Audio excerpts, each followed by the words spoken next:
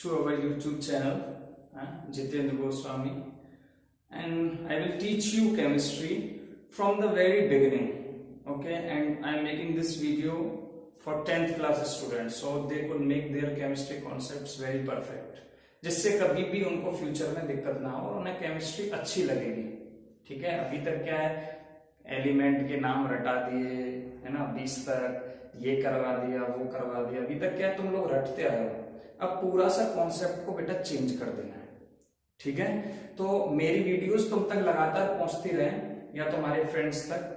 तो एक काम कीजिए, वीडियो बेटा लाइक करना. ठीक है, नीचे चैनल को सब्सक्राइब करो और अपने दोस्तों के साथ, फिर वहां पे सब्सक्राइब के साइड में बेल आइकन होगा, उस बेल आइकन को प्रेस करो.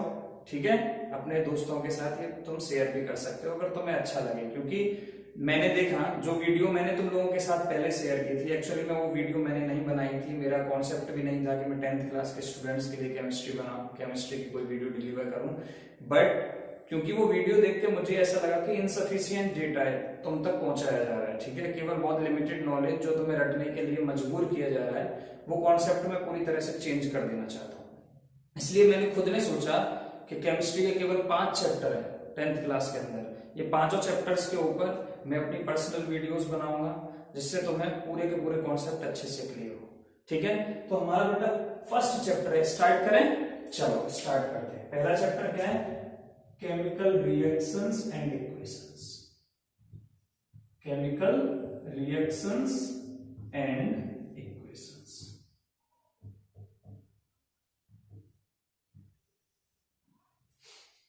ठीक है, अच्छा बेटा, केमिकल रिएक्शन किसे कहते हैं?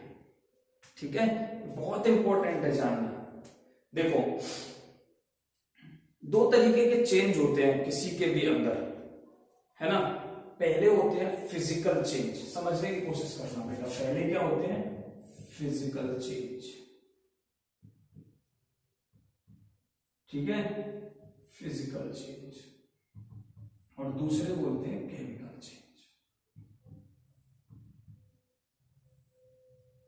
अगर आदमी से कंपेयर करने जाते हैं तो फिजिकल चेंज का मतलब हुआ कि तुम्हें, मतलब मेरे को तुम देख, फिजिकल प्रॉपर्टीज समझ लो. फिजिकल प्रॉपर्टीज और केमिकल प्रॉपर्टीज, किसी की भी 2 प्रॉपर्टीज होंगी. ठीक है, जैसे, और केमिकल प्रॉपर्टीज को अगर मैं आदमी से कंपेयर करना चाहता हूं तो मैं ऐसे बोलूंगा, मेरे को, जैसे तुमको मुझे देखना है कि मेरे को पहचानना है कि मैं कैसा हूं. ठीक है, तो मेरी 6 फीट हाइट है. ठीक है, व्हाइट कॉम्प्लेक्शन है, मेरी आईज ब्राउन है ना. तो ये सब क्या है? मेरी फिजिकल प्रॉपर्टीज है. तुम देख के बता सकते हो कि हाँ ये जितेंद्र सर है ना. ये मेरी फिजिकल अपीयरेंस हुई इन्हें देख के. और मेरे में कोई चेंज होना, मतलब मेरे वेट में चेंज होना, मेरी बॉडी के अंदर कोई चेंज होना, तो ये क्या है? सब फिजिकल प्रॉपर्टीज के अंदर आता है. मेरा मास, ठीक है, मेरी डेंसिटी, ये वो सब. केमिकल प्रॉपर्टीज या केमिकल चेंज कैसे रिलेट करेंगे बेटा? जैसे मैं खड़ा हूं, ठीक है, तुम मेरे सामने खड़े हो. अभी तुम एक टीचर के सामने खड़े हो तो तुम्हारा बिहेवियर अलग होगा, मतलब तुम मेरे साथ अलग तरीके से रिएक्ट कर रहे हो. ठीक है, उसी समय अगर तुम अपने पापा के साथ या घर वालों के साथ खड़े हो तो तुम अलग तरीके से रिएक्ट करोगे. तुम अपनी सिस्टर के साथ खड़े हो तो अलग तरीके से तुम्हारा अलग बिहेवियर होगा उसके लिए. तुम्हारे दोस्त के साथ एकदम अलग बिहेवियर होगा. ठीक है, तुम्हारा गर्लफ्रेंड बॉयफ्रेंड के साथ अलग बिहेवियर होगा. ठीक है बेटा, तो इसे क्या बोलते हैं कि किसी के लिए हमारी रिएक्शन, किसी की तरफ हमारी रिएक्शन, मतलब मैं उसके साथ कैसे रिएक्ट कर रहा हूं, इसे बोलते हैं केमिकल चेंज या केमिकल प्रॉपर्टीज. समझ में आ गया? बहुत अच्छे से समझ में आ गया. फिजिकल मतलब जो देख के पता चल जाए, और केमिकल मतलब जिसकी किसी की प्रेजेंस में रिएक्शन हो, रिएक्ट करे उसकी प्रेजेंस में, बिहेवियर चेंज हो, तो उसे क्या बोलेंगे? Chemical change. ठीक है, तो केमिकल रिएक्शन किसे बोलेंगे? केमिकल रिएक्शन किसे बोलेंगे? मैं यहाँ पे नोट्स बेटा तुम्हें इसलिए नहीं बनवाऊंगा, नोट्स बनाने के लिए तुम्हारे पास काफी सारे मटेरियल है, काफी सारे रिफ्रेशर्स है.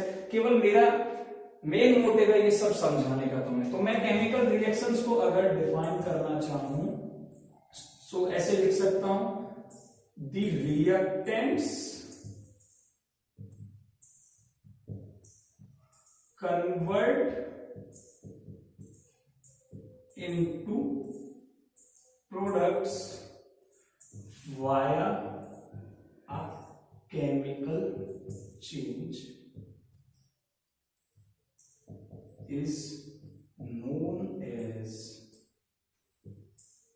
known as chemical reaction। ये मेरी अपनी डेफिनेशन है, ये मैंने कहीं किसी बुक से कुछ नहीं पढ़ा, केवल क्या बोला कि रिएक्टेंट मतलब ये एक एरो दिखता है तो मैं कभी भी किसी रिएक्शन के अंदर इससे पहले जो भी था, मतलब प्रोसेस से पहले जो भी था उसे क्या बोलते हैं, रिएक्टेंट्स बोलते हैं।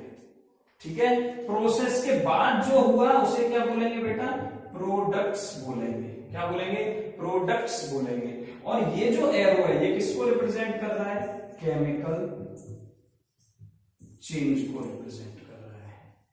इस पूरी प्रोसेस को यहां से लेके और यहां तक को क्या बोल देते हैं, केमिकल रिएक्शन बोल देते हैं। क्या बोल देते हैं, केमिकल रिएक्शन। क्या समझ में आ गया, समझ में आ गया होगा, है ना, क्यों नहीं आएगा जब हम पढ़ाएंगे। समझ में आई ना ये बात, चलो। अच्छा, ये केमिकल चेंज सब दिखेंगे कैसे, तो कुछ चीजें हैं, जैसे मान लो तुम्हें चेंज ऑफ स्टेट दिखे।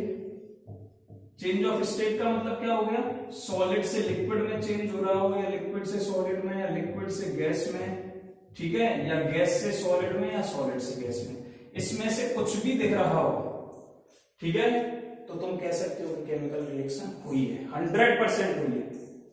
ठीक है, चेंज ऑफ कलर दिख रहा हो, चेंज ऑफ कलर दिख रहा हो, क्लियर बेटा। चेंज इन मास दिख रहा हो, ठीक है, और चेंज इन टेम्परेचर दिख रहा हो, चेंज इन टेम्परेचर दिख रहा हो। ये कुछ ऐसी चीजें हैं जिनसे हमें पता चल जाएगा कि ये केमिकल रिएक्शन हुई है।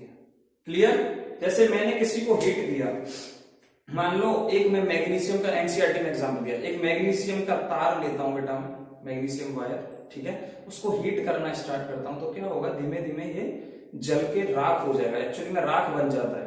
ठीक है, अब ये राख वापस कभी भी वायर नहीं बन सकती है। ठीक है, राख बन गया मतलब हीट किया मैंने, क्या हुआ, चेंज इन टेम्परेचर हुआ। इसमें से सभी हो रही हो सकती है, सभी हो, जरूरी नहीं है कि सभी हो भी सकती हैं सभी, और एक साथ सभी नहीं भी हो सकती हैं। तो क्या हुआ, चेंज इन टेम्परेचर हुआ, मैंने उसे हीट किया। चेंज ऑफ स्टेट हुआ, हाँ, पहले वो सॉलिड से लिक्विड बना था, थोड़ा मेल्ट हुआ, फिर से सॉलिड बना, राख बना। ठीक है, चेंज ऑफ कलर हुआ, हाँ, व्हाइट कलर का पाउडर बनेगा मैग्नीशियम वायर से। चेंज इन मास डेफिनेटली अंदर आएगा, वो सॉरी चेंज इन मास उतनी जल्दी नहीं होगा, ये कॉन्सेप्ट सूट नहीं करेगा, इसे यहां से हटा दो, सॉरी। ठीक है बेटा, ये यहाँ पे मैच नहीं होगा, क्योंकि ये अगर मैंने इंक्लूड कर दिया तो कंजर्वेशन ऑफ मास का फॉर्मूला गड़बड़ हो जाएगा, इसलिए ये पॉइंट नहीं आएगा। ये तीनों से तुम्हें पता चल जाएगा। क्लियर, कोई दिक्कत, तो मैग्नीशियम वायर को जब हम, एक एग्जांपल दे रहा हूं तुमको, मैग्नीशियम वायर को जब हम हीट करते हैं, क्या करते हैं, हीट, और तुम्हें पता है कि हीट हमेशा किसकी प्रेजेंस में होती है, ऑक्सीजन की प्रेजेंस में हो रही है। तो मैं ऐसा बोल सकता हूं, अब याद रखना कि किसी को हीट कर रहे हैं मतलब उसकी रिएक्शन किससे हो रही है, हमेशा ऑक्सीजन से हो रही है। तो क्या बनेगा बेटा, MgO, मैग्नीशियम ऑक्साइड बनता है, ये रिएक्शन होती है। ठीक है, और ये क्या, एकदम राख जैसा पाउडर बन जाता है। समझ में आया केमिकल रिएक्शन। ठीक है, चलो बेटा नेक्स्ट क्या है, balanced, sorry, chemical equation. Next हम पढ़ते हैं, एक डेफिनेशन है छोटी सी, केमिकल इक्वेशन। ये केमिकल इक्वेशन क्या है बेटा, chemical equation is nothing but the, it is nothing but the representation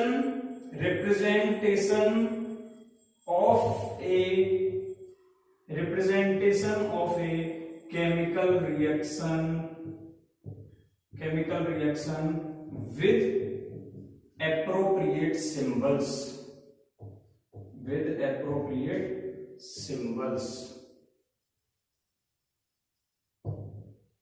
ये केमिकल इक्वेशन की डेफिनेशन है। फॉर एग्जांपल, अभी जो मैग्नीशियम वाली रिएक्शन हमने ली थी, ½ O2 क्या बना रहा था, MgO बना रहा था।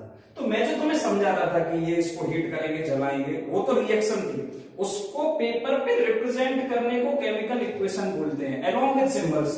देखो ये किसका है, ये रिएक्शन का सिंबल हो गया, ये हीट का सिंबल हो गया। Mg क्या था बेटा, सॉलिड था, ठीक है। अच्छा यहाँ शॉर्टकट में लिख लो, सॉलिड को हमेशा क्या लिखेंगे, S लिखेंगे, लिक्विड को हमेशा क्या लिखेंगे बेटा, L लिखेंगे, स्मॉल l, और गैस को हमेशा क्या लिखेंगे बेटा, स्मॉल गैस, G लिखेंगे। अच्छा एक और वर्ड इंट्रोड्यूस करता हूं, एक्वियस।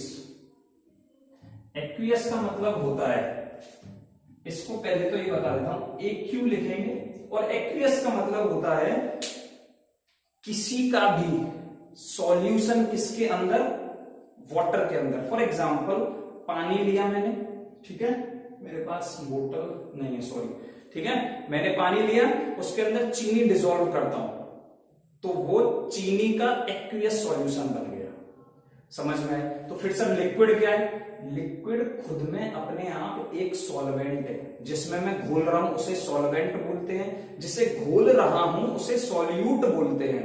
तो लिक्विड क्या है, लिक्विड खुद में एक अपने आप में सब्सटेंस है।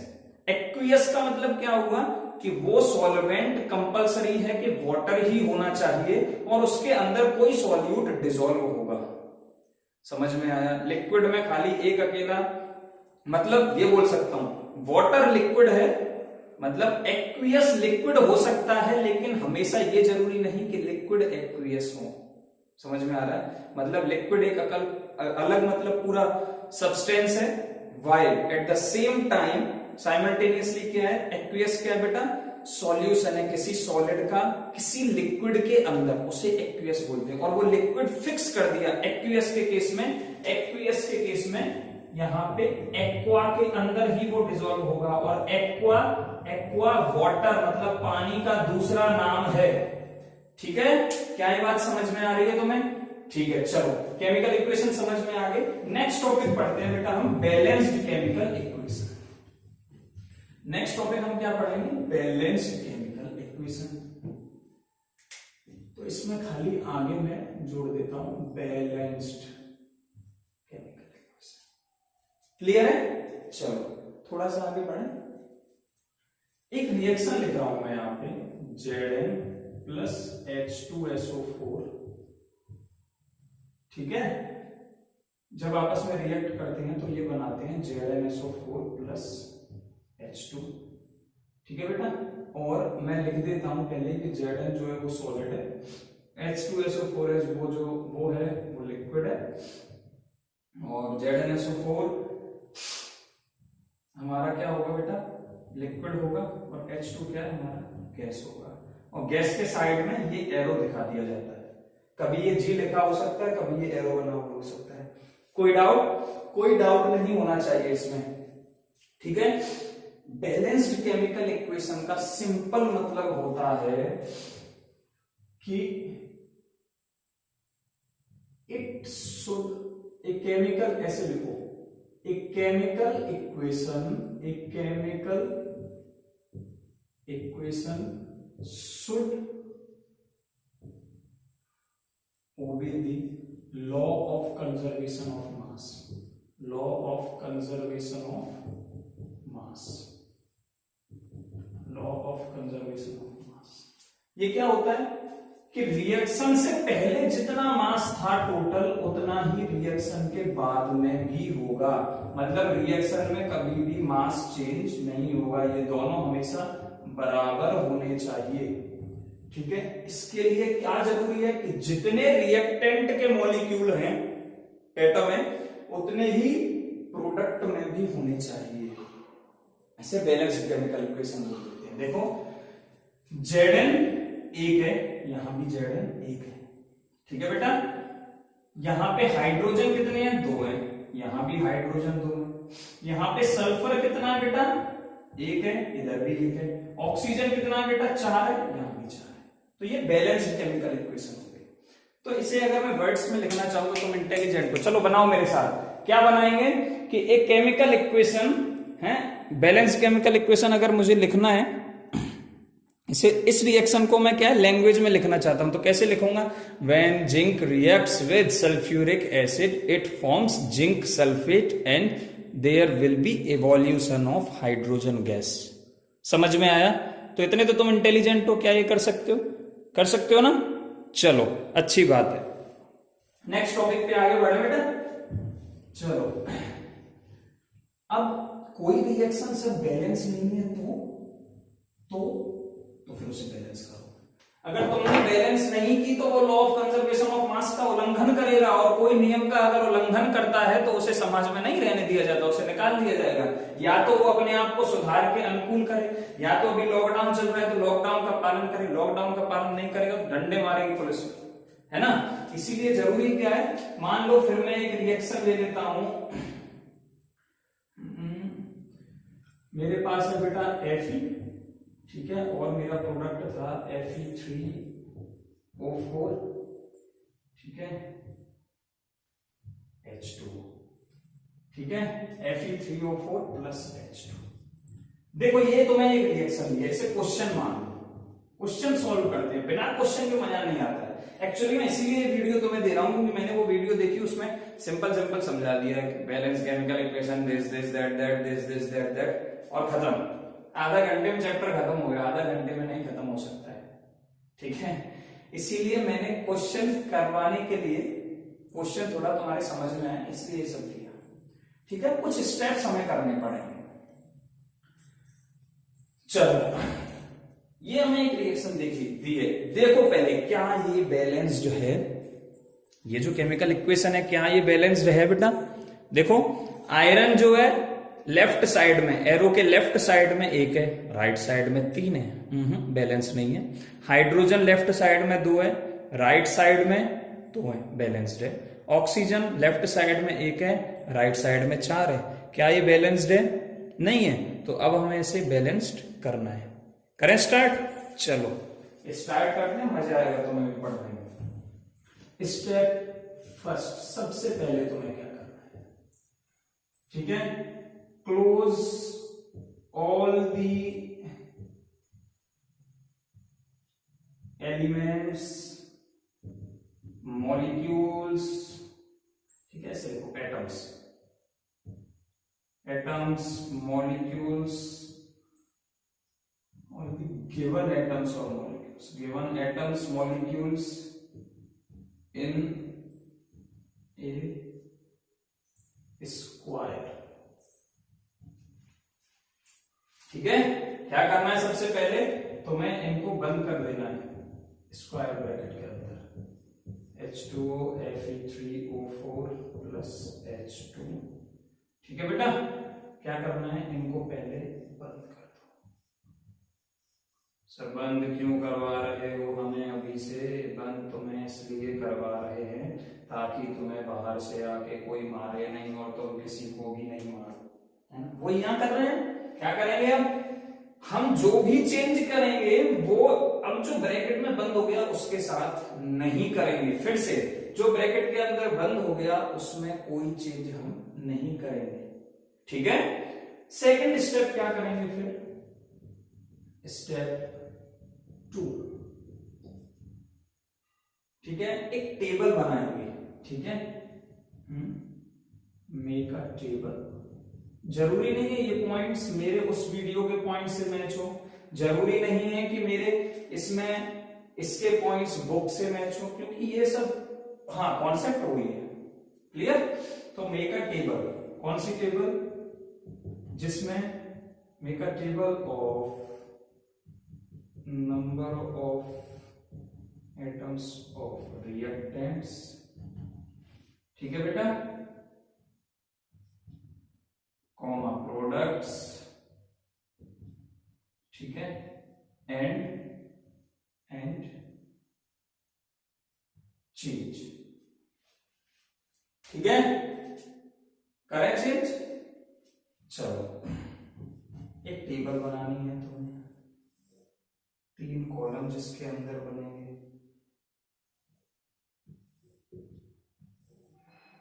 ठीक है,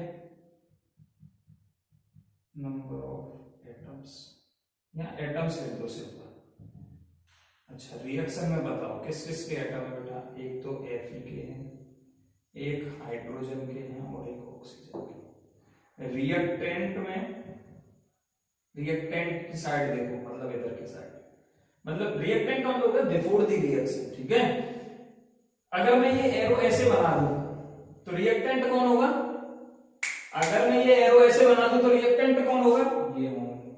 ऐसा होता नहीं है, मतलब ये रिएक्शन उल्टी पॉसिबल नहीं है, लेकिन मैं एक एग्जांपल दे रहा हूं, हाइपोथेटिकल रिएक्शन है, ऐसे पॉसिबल नहीं है ये रिएक्शन। ऐसी रिएक्शंस होती हैं कि जो वापस भी जाती हैं, लेकिन ये पॉसिबल नहीं है। खाली एग्जांपल देने के लिए एरो रट दिया मैंने। तो इधर इस वाली रिएक्शन में अगर ऐसे किसी ने लिख दिया हो तुम्हारे सामने, तो पहचान जाना है कि एरो का जिधर हेड है उधर क्या होता है, हमेशा प्रोडक्ट होता है, और जिधर टेल है, मतलब जिधर पीछे वाली पूंछ है, उधर रिएक्टेंट होते हैं। ठीक है बेटा, तो इसको फिर से सही कर दो क्योंकि ये गलत है। वास्तव में ये रिएक्शन ऐसे ही पॉसिबल है। आपको कैसे पता सर? बेटा प्रैक्टिकली की हुई रिएक्शन है, ठीक है। अभी तुमने नहीं की वो बात लगे, लेकिन की हुई रिएक्शन है, रिएक्टेंट और प्रोडक्ट। चलो, आयरन के देखो लेफ्ट साइड में, मतलब रिएक्शन के इधर कितने एटम है? एक। राइट साइड में देखो 3, लेफ्ट साइड में हाइड्रोजन के 2, राइट साइड में भी 2, लेफ्ट साइड में ऑक्सीजन का 1, राइट साइड में बेटा 4। सेकंड स्टेप हो गया, ठीक है। Step number 3, step 3। स्टेप 3 में क्या करना है बेटा? Now first balance the atom which is higher in number, which is higher in number. Then next,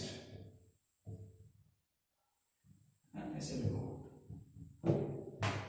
followed by lower ones, followed by balancing of lower ones, balancing of lower ones।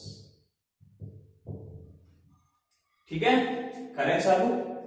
देखो, सबसे पहले इसी को ले लूं, ये reaction लिख रही है, हाँ इसी को ले लेता हूं ना मैं, मेरा काम क्यों बढ़ा रहे हो?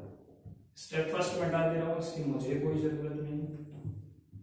बस तुम याद रखना कि जो ब्रैकेट के अंदर है मैं उसमें चेंज नहीं करूंगा, देखते रहना बीच बीच में, ठीक है। तो देखो, सबसे ज्यादा पहले किसको बैलेंस करना है? जिसके एटम सबसे ज्यादा हो रहे हो, चाहे वो रिएक्टेंट में चाहे वो प्रोडक्ट में। दोबारा, चाहे वो रिएक्टेंट में चाहे वो प्रोडक्ट में, ये पॉइंट याद रखना, ठीक है। तो balance atom which is higher in number either in product side, ऐसे लिख लो, आइदर इन प्रोडक्ट साइड।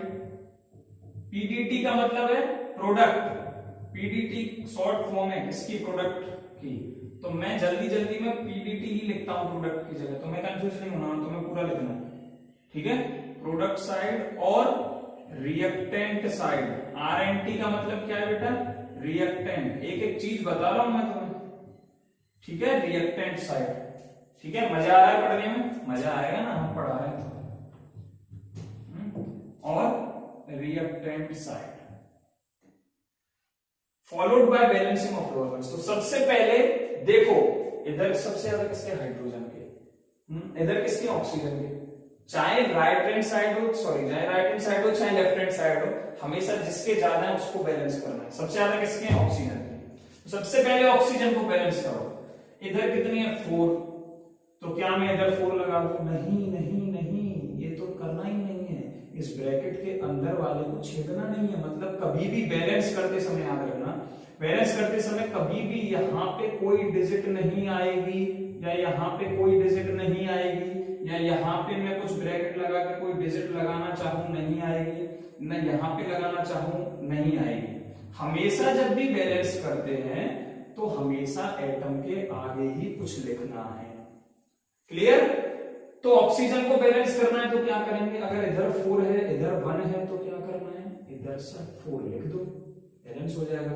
इसमें मल्टीप्लाई करो, देखो इधर चेंज होता चला जाएगा, 4 into 1, ये भी 4 हो गया और ये तो 4 था ही। देखो रिएक्टेंट और प्रोडक्ट के ऑक्सीजन के एटम बराबर, बट हाइड्रोजन को चेक करो, पहले हाइड्रोजन बैलेंस था पहले हाइड्रोजन बैलेंस था, 2 इधर थे और 2 उधर थे, लेकिन जब ये 4 आ गया ना, देखो 2 इधर है 2 इधर है, जब ये 4 लगा दिया तो इसने तो हाइड्रोजन को अनबैलेंस कर दिया है ना। अब क्या करेगा बेचारा, ठीक है ऑक्सीजन तो वैसे ही बड़ा है मेरे से, तो मैं क्या करूं, मैं ही बैलेंस हो लेता हूं, कुछ नहीं करेगा। अब इधर तो कुछ चेंज करेंगे नहीं, इधर छेड़ा कुछ भी।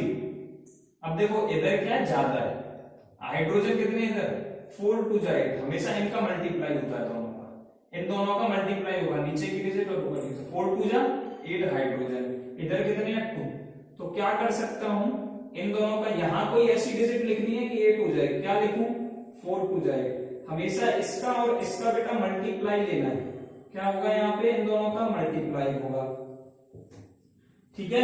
तो यहां चेंज कर दो, प्रोडक्ट की साइड मैंने क्या किया, जब मैंने वो चेंज किया था तो ऑलरेडी इधर 2 4 8 हो गया था, फिर से मैंने इधर क्या किया 4 का मल्टीप्लाई किया, इधर भी 8 हो गया, ऑक्सीजन हाइड्रोजन बैलेंस, ठीक है। नाउ स्टेप 4 आता है, स्टेप 4 या स्टेप 3 ले लो उसे, मैं तो 3 में ही कर रहा हूं, ठीक है, मिक्स कर दे रहा हूं। अब क्या करोगे, अब सबसे लास्ट में जो बचा है उसे बेचारे को बैलेंस कर दो, आयरन का इधर 1 है इधर 3 है, ठीक है, तो क्या करूं, रिएक्टेंट के साइड से 3 से मल्टीप्लाई कर दो तो 3 हो जाएगा, तो मैंने क्या किया इधर 3 लगा दिया, ठीक है। तो ये बैलेंस हो गई, बैलेंस हो गई। नंबर ऑफ एटम गिनो पहले तो, ठीक है, देखो क्रॉस चेक के लिए तुम्हें टेबल देख लेनी है, इधर 3 है इधर भी 3 है, इधर भी 8 है इधर भी 8 है, इधर भी क्या आएगा रिजल्टेंट 4 है, इधर भी क्या है 4 है, बैलेंस है। इसे चेक कर लो, 3 Fe इधर 3 Fe इधर, इधर 8 H इधर 8 H, ठीक है, इधर 4 O इधर भी 4 O, क्लियर, समझ में आ गया बेटा।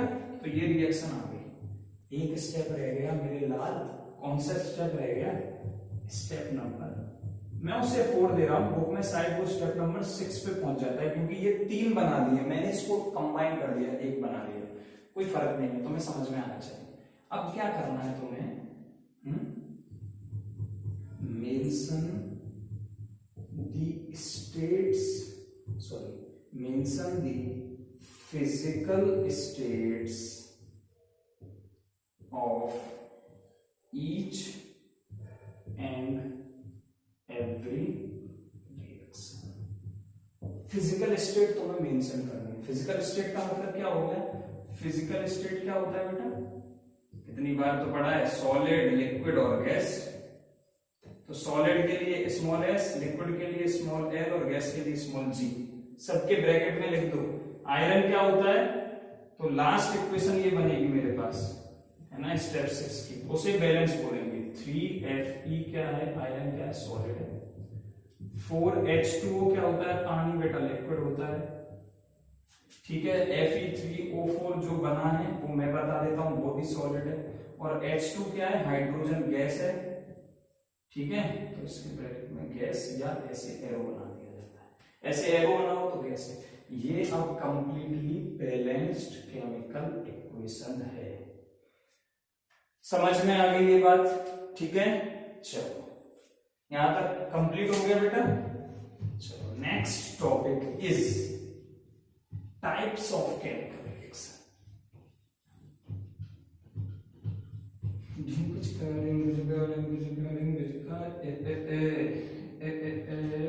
चलो नेक्स्ट टॉपिक पढ़े, मस्त सा टॉपिक है एकदम, टाइप्स ऑफ केमिकल रिएक्शन।